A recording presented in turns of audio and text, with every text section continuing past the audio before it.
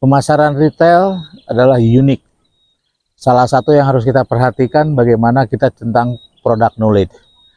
Seorang pebisnis retail tentunya apa yang dia jual dia harus mengetahui seluk-beluk tentang barangnya.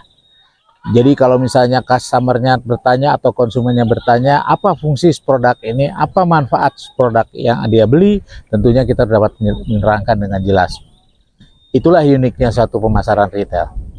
Merchandising retail adalah istilah umum pada bisnis retail yang mencakup pada pemilihan, penempatan, dan tampilan produk di dalam toko.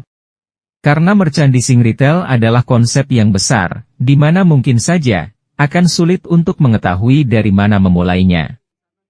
Namun ada beberapa bagian langkah untuk strategi merchandising, di antaranya.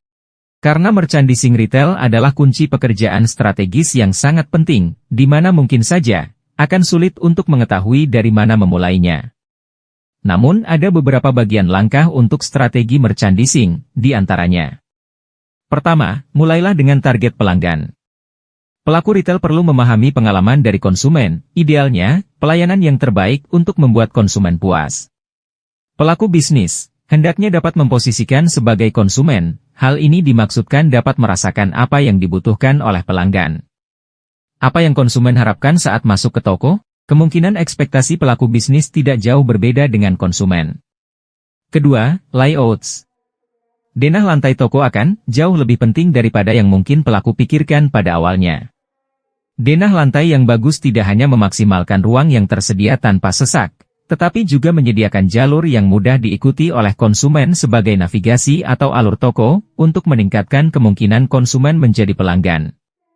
Ketiga, produk pelengkap. Setiap produk yang pelaku bisnis jual, harus dapat menciptakan toko memiliki identitas yang jelas yang mudah dipahami dan diingat oleh konsumen. Jangan mencampur kategori produk secara acak karena hal ini dapat akan membingungkan pembeli atau konsumen. Secara langsung atau tidak langsung, toko akan kehilangan spesialisasi dan identitas. Keempat, analisa tren market terhadap produk. Seorang merchandiser wajib untuk menganalisa tren market terhadap produk. Biasanya ini dapat dilakukan oleh merchandising management. Merchandising management adalah orang yang bertugas untuk mengatur proses merchandising. Bukan hanya menganalisa tren, tetapi dia juga mengawasi hal lainnya. Kelima, menjalankan strategi promosi. Menjalankan strategi promosi juga merupakan tugas seorang merchandiser.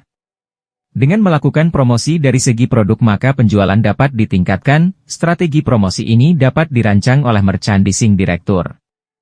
Keenam, ketersediaan produk.